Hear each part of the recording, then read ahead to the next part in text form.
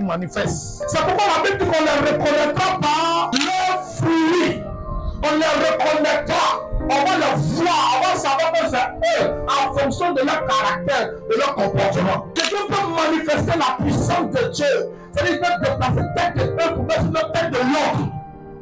Mais le caractère qu'il va faire ressortir va te faire dire que c'est une fête de pas de Dieu. Le thème de ce matin, c'est la grâce précède la puissance de Dieu. Il y a un verset biblique qui dit l'humilité précède la gloire. C'est-à-dire que celui qui est humble ou celui qui veut voir la gloire de Dieu a besoin de manifester un caractère intéressant et important qui est l'humilité. Celui qui est humble, vrai dans son cœur et devant les hommes, va forcément voir la gloire de Dieu. Et c'est cette gloire-là qui apparaît dans la vie de celui qui est humble. Mais ici, c'est-à-dire que la puissance de Dieu ne se fait pas à partir de ta force, de tes connaissances, de tes efforts. Mais la puissance de Dieu passe au travers de toi par le seul principe de la grâce. C'est-à-dire que c'est de la volonté de Dieu lui-même. Il dit, je fais grâce à qui je veux. Je fais grâce à qui je veux. C'est-à-dire, je donne ce que je veux, comme je veux. C'est cette image que je vais te donner. Pour dire la puissance de Dieu se manifeste par la grâce de Dieu, par la volonté de Dieu. Quelle est la puissance de Dieu? C'est de ce qu'on va parler.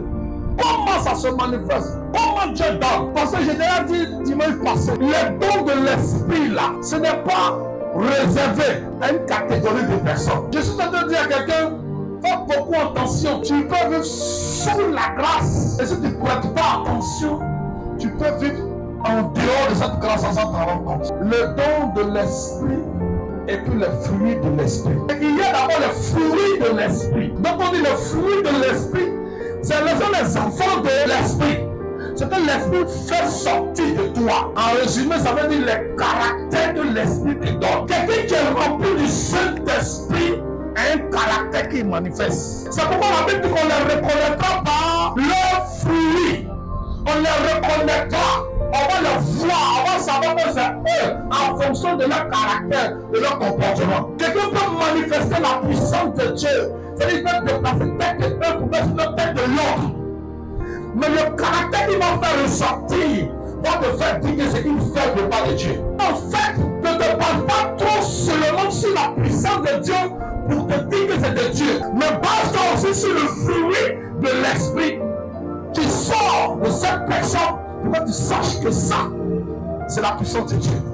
Tu ne peux pas dire que tu marches sur la grâce de Dieu et tu n'as pas ces fruits-là. Celui qui dit, j'ai la grâce de Dieu sur ma vie, voici les fruits dont on parle dans ça. Premier fruit, l'amour. Deuxième, la joie. Troisième, la paix, la patience, la bonté, la bénignité, la fidélité, la douceur. Frère, quand tu enseignes, tu vois quelqu'un se comporter, tu sens qu'il est de Dieu, il n'est pas de Dieu. Les enseignements sont le reflet du fruit de l'esprit. Tu peux sentir que c'est la personne de Dieu ou pas de Dieu. Les fruits de l'esprit sont les résultats de la manifestation du don de l'esprit. Quand tu vois quelqu'un qui est rempli du don de l'esprit, vrai, qui vient de Dieu là, ces caractères-là sortent facilement. Les dons de l'esprit, les dons de l'esprit. Qu'est-ce qu'on appelle un don? Le contraire des dons, c'est récompense. C'est quand tu fais quelque chose, ce qu'on te donne, c'est une récompense. Mais quand tu ne fais rien, ce qu'on te donne, c'est un don. Et donc, le don de l'esprit, ce n'est pas que tu as fait quelque chose, c'est la grâce de Dieu.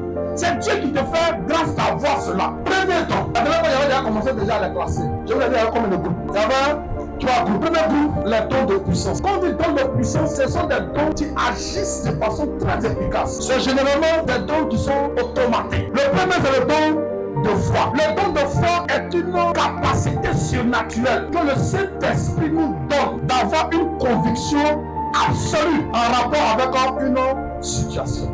Quand on dit que tu as le don de foi, le Saint-Esprit, il te donne une force en toi. Ça t'amène à être sûr que tu fais là, ça va marcher. Le deuxième, c'est le don de guérison. C'est une capacité surnaturelle donnée par le Saint-Esprit capable d'apporter la guérison aux personnes pour qui tu pries. Et vous constatez qu'à l'homme alors il manque beaucoup plus de gens pour ça marche. Ce sont des dons, ce n'est pas forcément des pasteurs. Tous ces dons-là, il y a toujours capacité surnaturelle. Je vous ai déjà parlé du surnaturel. On ne peut pas parler de dons si on ne parle pas du surnaturel.